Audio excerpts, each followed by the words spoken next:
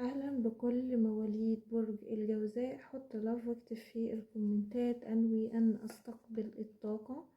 يلا بينا نشوف طاقتك في الوقت الحالي يا مولود برج الجوزاء. طاقتك بتقول ان انت مستقر جدا ماديا في يعني مبلغ مالي انت منتظره هتاخده يا برج الجوزاء. طاقتك برضو بتقول ان انت مستني حد يكلمك او يبعتلك حاجة يا مولود برج الجوزاء. طاقتك بتقول برضو ان انت مش مقرب حد منك الفترة دي ولا بتثق في حد، كان حاطط حدود بينك وبين الاخرين لان هما اذوك قبل كده.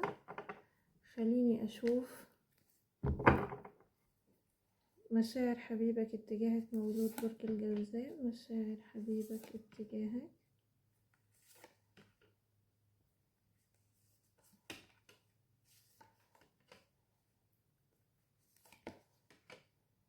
والله مشاعر حبيبك اتجاهك هو يعني عايز معاك بداية جديدة، هو حبك حب لا مشروط، حبك من قلبه فعلا. ولكن مشكلة الشخص ده ان هو متهور جدا، وهو معترف ان هو يعني في الفترة الأخيرة كان مضطرب جدا ومتردد في العلاقة. شايفة كمان انه كان عصبي ومتهور، وشايفة في طاقته فيها حنين اشتياق ليك. بيفكر لما كنتوا بتشوفوا بعض، بتخرجوا مع بعض، بتتكلموا مع بعض، ذكرياتكم مع بعض كانت عاملة ازاي. وشايف ان هو تهور جدا وندمان على تهوره وتسرعه، وشايفاه يعني طاقته عايز يبذل مجهود في العلاقة دي، عايز يرجعها. هو بيحبك ولكن مقالكش ان هو بيحبك.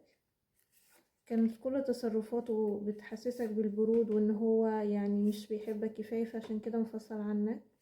ولكن الحقيقة ان هو يعني مشاعره كانت في قلبه وما كانش بيتكلم عنها كتير. هشوف امتى الرجوع يا مواليد برج الجوزاء، امتى حبيبك هيرجع لك. المنفصلين من مواليد برج الجوزاء، امتى حبيبك هيرجع لك؟ شايفة الرجوع هيكون في طاقة شهر 5 بإذن الله مواليد برج الجوزاء. وشايفة في تواصل روحي، في رسائل أو تخاطر الشخص ده بيبعتهولك لأن هو مشتاقلك وبيحبك وبيفكر فيك جدا.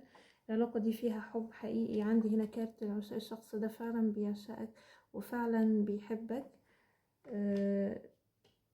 وده انت هتحسه من خلال احساسك، ان انت حاسس من جواك ان الشخص ده بيحبك لانه فعلا مشتاقلك ومفتقدك جدا. للبعض الرجوع هيكون خلال 6 عدات، ممكن يكون 6 أسابيع في شهر 6، بس هو رقم 6 ظهر أكتر من مرة. فاللي مش هيرجع في شهر 5 ممكن عنده فرصة كبيرة في شهر 6 برضو للرجوع. طيب الشخص ده يعني عايز ان انتوا تبدأوا بداية جديدة من يعني وتسامحوا على الماضي. هو معترف ان هو غلط في حقك كتير، بس هو متعلق بيك ومش ناسيك وعايز يبدأ معاك بداية جديدة، انه بيشوف ان انت حد جميل جدا.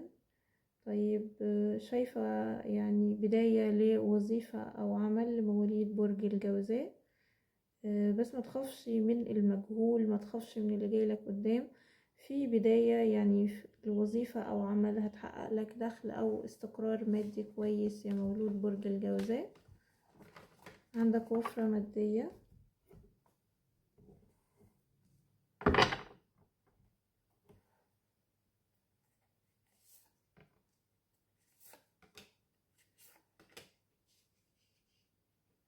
شايفة ان هتواجهك شوية صعوبات اثناء الدراسة لو انت بتدرس، ولكن شايفة عندك نجاح وتوفيق.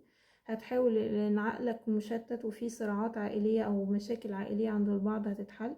لو انتوا متزوجين وفي خلاف في رجوع. طيب بالنسبة للعمل، شايفة يعني عندك دخل مادي كويس هيجيلك في عملك.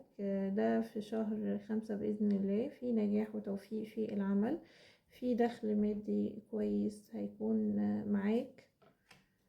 قلنا في مصالحات للمتزوجين وفي ما بينهم خلاف في صلح.